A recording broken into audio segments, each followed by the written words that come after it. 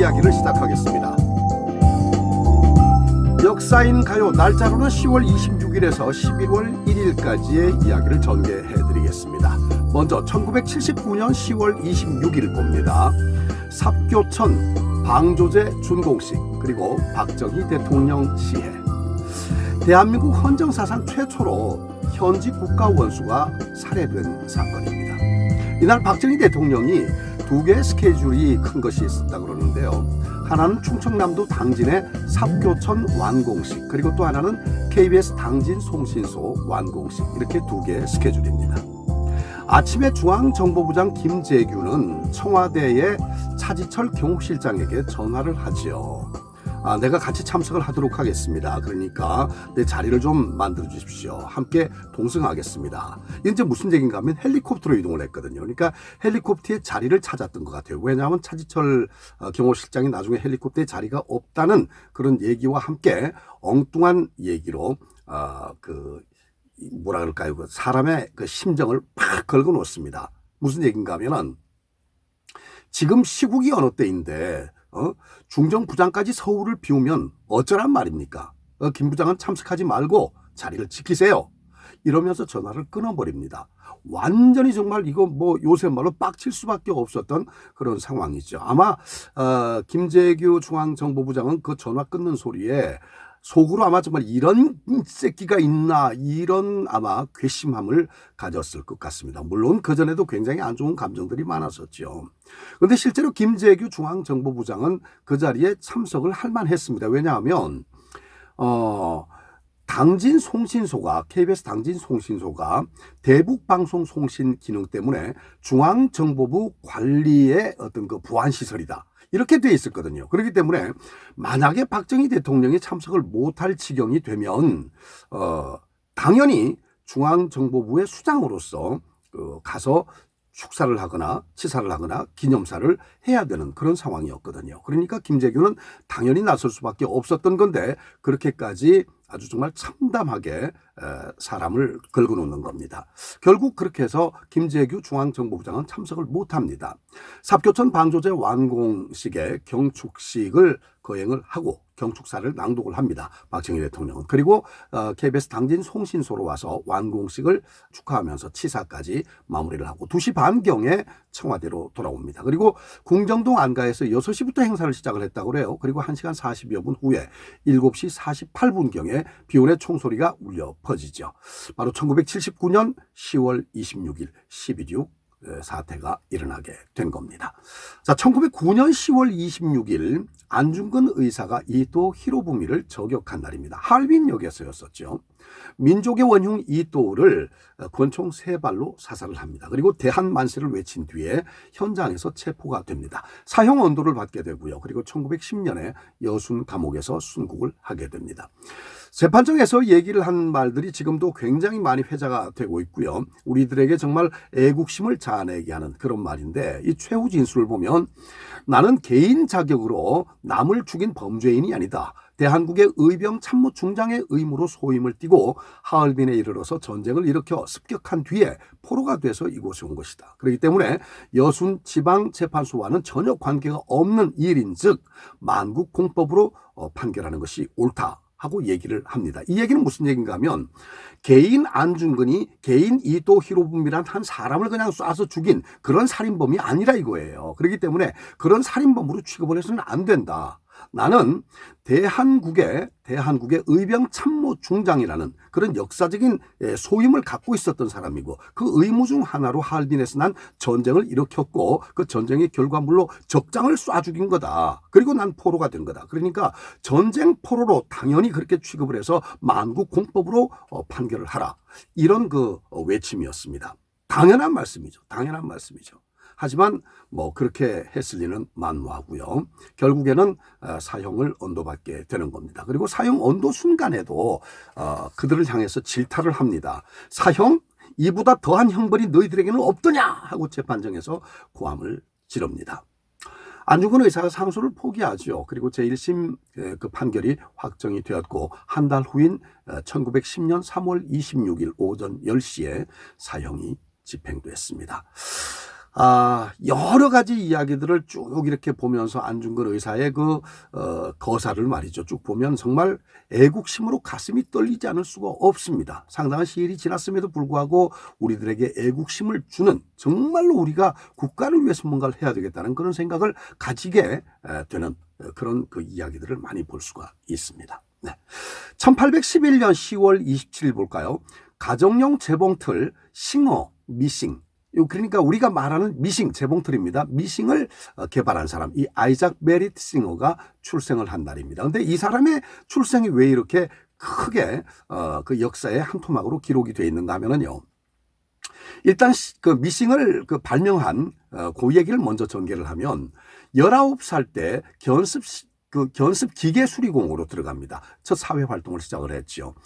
1851년 어느 날인데요. 보스턴에 있는 기계 공장에서 근무를 할 때 재봉틀이 망가진 걸 가지고 와서 수리를 부탁받은 적이 있습니다. 그거를 직접 수리를 하면서 이걸 왜 이렇게 만들었을까? 이건 왜 이렇게 만들었을까? 불편하게. 그래서 자신의 참신한 아이디어를 주입해서 그 재봉틀을 새롭게 만들어서 전달을 해줍니다. 반응이 좋았죠. 그래서 자신이 생각했던 그것을 그대로 특허를 내게 되는 겁니다. 그리고 이제 그 재봉틀을 판매를 하게 되는데, 만들어서 판매를 하게 되는데, 이 특허받은 이 재봉틀이 불티나게 그야말로 대박을 치게 된 겁니다. 그래서 엄청난 돈을 벌게 됐는데요. 여기서 중요한 것 한 가지, 재봉틀을 새로운 형태로 쓰기 편리하게 발명을 했다. 이것보다도 사실은 더 중요하다고 여겨지는 것이 신용 할부법을 그때 고안을 해서 최초로 이용한 인물로 이 아이작 싱어가 등재가 되어 있는 겁니다.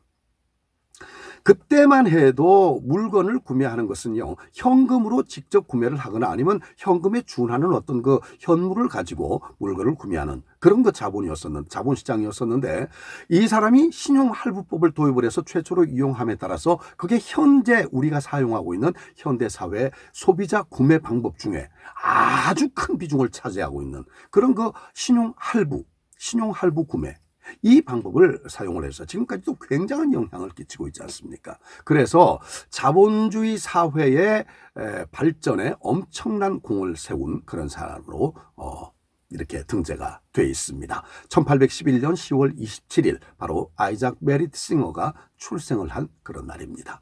자, 1886년 10월 26일 볼까요? 자유의 여신상이 제막이 된 날이에요. 이게 제막이 됐는데 많은 사람들이 아메리칸 드림의 상징, 지금도 그렇게 말을 하고 있지 않습니까? 그런데 정확하게 말하면 이 자유의 여신상은 고향이 미국이 아닙니다. 본래 이름도 자유의 여신상이 아니고 세계의 빛을 비추는 횃불을 든 자유의 여신상. 이게 풀네임이에요. 본래 이름이에요. 그리고 발밑에는 노예 해방을 뜻하는 부서진 족쇄가 있고, 오른손에는 횃불을 치켜들고 있고요. 그리고 왼손에는 1776년 7월 4일 날짜가 새겨진 독립선언서를 이렇게 받쳐들고 있습니다. 네. 고향이 본래 미국이 아니라 프랑스였는데요. 프랑스의 조각가 바르톨디가 구상을 했고 설계를 했고 시공까지 담당을 했습니다. 기획까지 직접 담당한 그런 사람입니다. 바르톨디. 이게 이제 결국 바르톨디가 만들어가지고 1876년에 미국 독립 100주년을 기념을 해서 프랑스가 선물을 하게 되는 겁니다. 그런데 참 재미있는 한 가지 얘기가, 이 바르톨디가 자유의 여신상을 만들 때 그냥 상상으로 만든 게 아니고요, 실제 모델을 두고 만들었다고 그러는데 그 모델이 누군가 하면 엄마였어요. 엄마. 바르톨디의 어머님. 그런데 문제는 바르톨디의 어머님이 연세가 좀 높으셨단 말이에요. 그러니까 독립선언서를 들고 한 손에는 횃불을 들고 이 자세가 굉장히 힘들었던가 봐. 그래서 이게 자꾸만 처지는 거예요. 자세가 자꾸 헝클어져. 그래서 계속되는 작업을 이어갈 수가 없어. 작업이 자꾸 끊어져요. 바르톨디는 생각을 했죠. 어머님이 많이 피로하시구나. 많이 피곤하시니까 쉽게 피로를 느끼셔서 자꾸만 이렇게 자세가 헝클어지니까 만드시는 분들도 다들 그렇게 힘드시는구나. 그래서 엄마를 닮은 젊은 여자 모델을 채용하기로 하고 모집을 한 겁니다. 거기서 뽑은 사람이 잔 에밀리라는 모델입니다. 그러니까 결국에는 그 자유의 여신상 모델이 잔 에밀리인 셈이죠. 근데 이 잔 에밀리는 결국 그 작업이 다 끝나고 난 이후에 바르톨디와 결혼을 하게 됩니다. 야, 몰랐던 또 재밌는 일화가 거기에 숨어 있었네요. 그 후에 미국의 그 역대 대통령 가운데 유머, 위트 하면은 뭐 최고로 레이건 대통령을 꽂을 수가 있지 않습니까? 레이건 대통령이 또 자유의 여신상에 관한 아주 재미있는 일화가 있습니다. 어느 날 낸시 여사와 함께 헬리콥터를 타고 이제 미국 전역을 쭉 이렇게 순회를 하는데 낸시 여사가 너무 많이 떨고 있는 거예요. 많이 긴장해 있는 거예요. 왜냐하면 그거 있잖아요. 비행기 지금도 잘 못하는 분들 많이 계세요. 그래서 바들바들 떨고 있는 낸시 여사의 손을 꽉 잡으면서 아주 지긋한 미소로 아내에게 고백을 합니다. 여보, 나 사실 당신에게 고백할 게 있어. 뭔데요? 내 평생 정말 여자라고는 당신밖에 모르고 살았지만 이제서 내가 고백을 합니다. 사실은 나에게 여자가 또 하나 더 있습니다. 깜짝 놀랐죠, 낸시 여사가. 그래서 어머, 이게 무슨 말씀이세요? 그 여자가 궁금하오? 예, 궁금해요. 어떤 여자예요? 그랬더니 그렇게 많이 궁금하시면 아래를 내려다보세요. 확 내려다봤더니 자유의 여신상이 있는 거예요. 참 정말 유머치고는 정말 대단한 고품격의 유머다. 굉장한 위트 아니겠습니까? 네.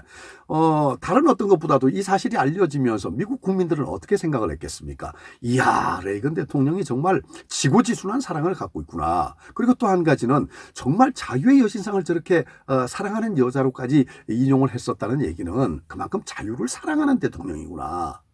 우리 미국을 사랑하는 대통령이구나. 이렇게 생각을 하기에 좋겠죠. 그런가 하면 또 낸시 여사 입장에서는 그 정말 깔끔한 휘트 하나로 비행기 내에서 헬리콥터 안에서 그 긴장감을 털어버릴 수 있었다는 미워 뭐 이랬을 것 같아요. 그렇죠? 네.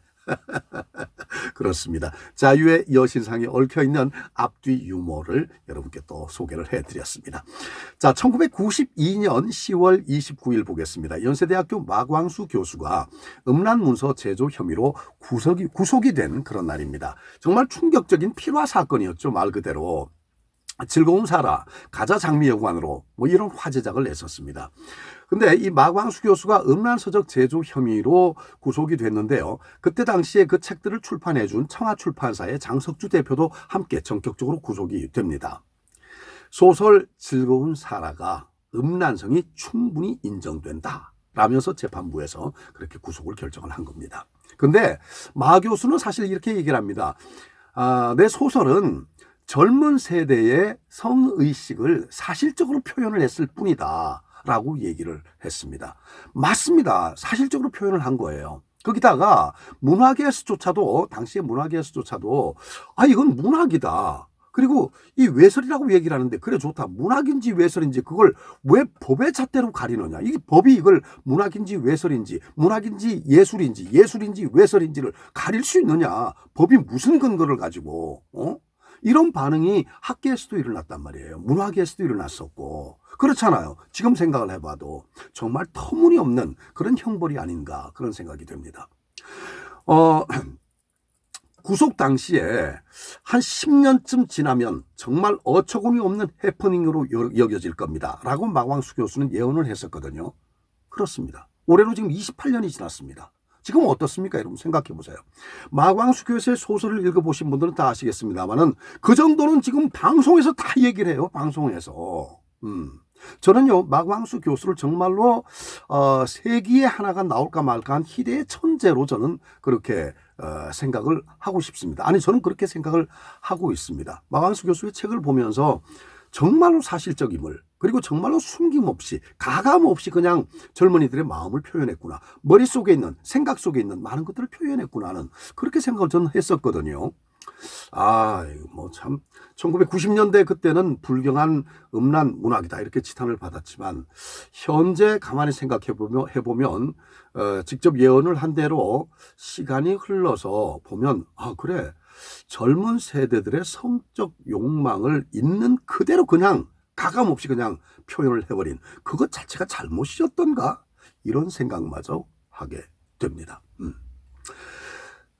연세대학교 국문과를 수석으로 입학을 했습니다. 그리고 4년 전액 장학금을 받으면서 학교를 다녔고요. 그리고 졸업할 때는 학부과정 올 A를 받았습니다. 올 A. 정말 머리가 좋죠. 청록파 시인입니다.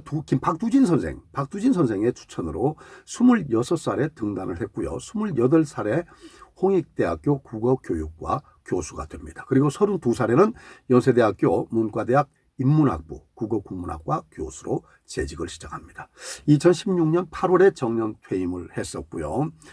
그리고 그 참 안타깝게도 2017년 9월 5일 생을 스스로 마감을 합니다. 얼마나 쓸쓸하고 얼마나 외로우셨겠습니까? 그러니까 그렇게 극단적인 선택을 하셨겠죠. 무엇보다도 평생에 일구어 놓았던 많은 작품들이 그렇게 외설이다 이렇게 매도당하는 현실을 아마 견디기가 정말 어렵지 않았을까 그런 생각이 듭니다. 그 일예로 또 하나는 작품 중에 가자장미 여관으로라는 작품이 있잖아요.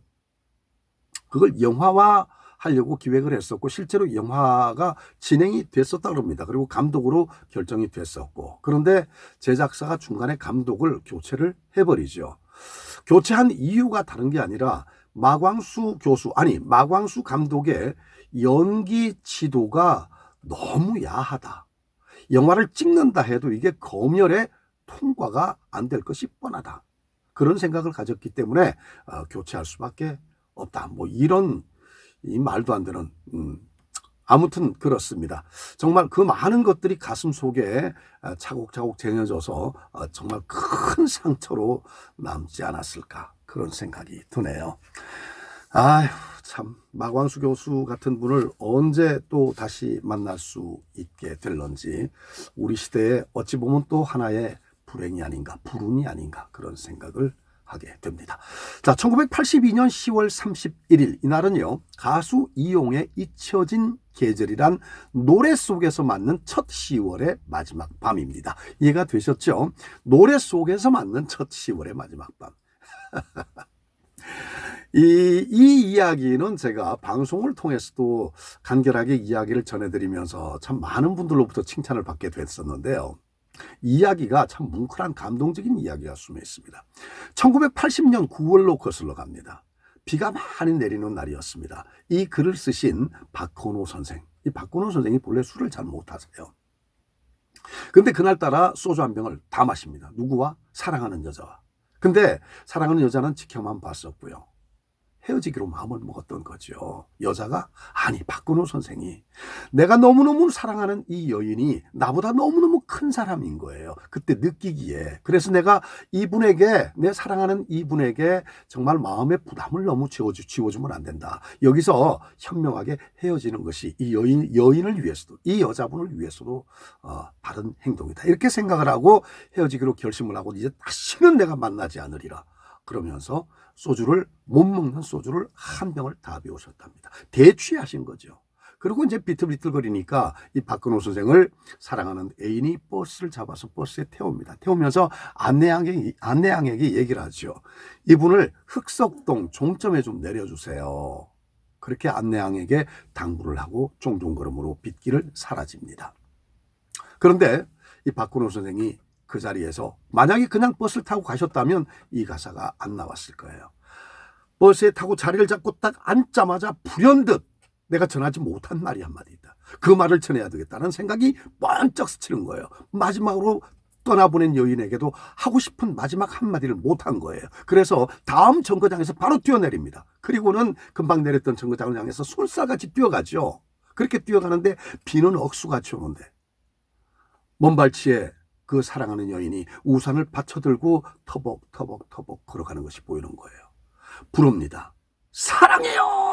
하고 외치고는 고개를 휙 돌려서 반대편으로 막 뛰어갑니다. 도망치듯 사라진 겁니다. 그 소리에 그 여자가 그 애인이 고개를 돌려서 쳐다는 봤을지 그것도 박근호 씨는 모릅니다.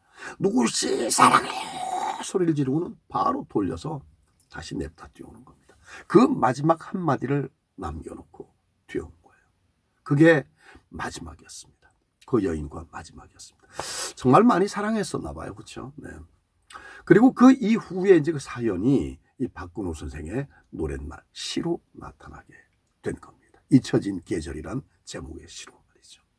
1981년 국풍 80일에서 바람이리 오라는 노래로 금상을 수상한 가수 이용 씨. 그때 인기가 한참 높았거든요. 특히 대학가에서. 그대 잠든 머리맡에 조용히 앉아 이 밤을 지키는 나는 바람이리오 이 노래였거든요.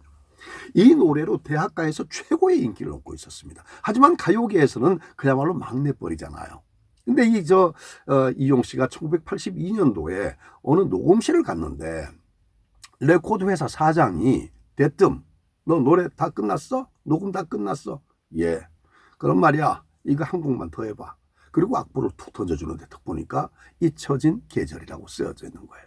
본래 조영남 씨를 주려고 만들었대요. 그리고 조영남 씨가 이 노래를 알고 있었대요. 자기가 할 거라는 것을. 근데 조영남 씨 워낙 바쁘니까.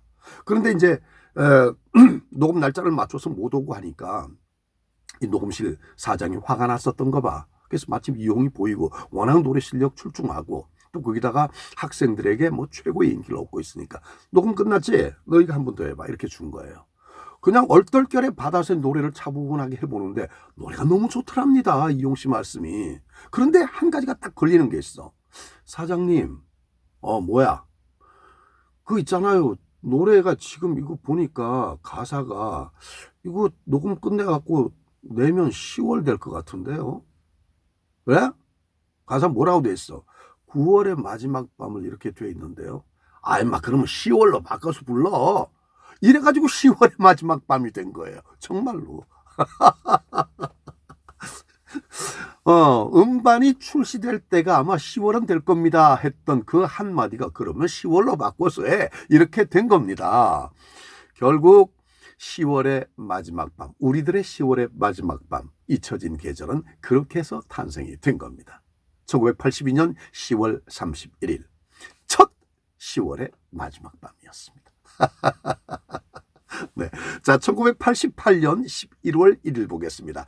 서울시의 인구가 1028만 6,503명으로 기록이 되어 있습니다. 88 올림픽이 끝나고 얼마 후에네요. 네. 1028만.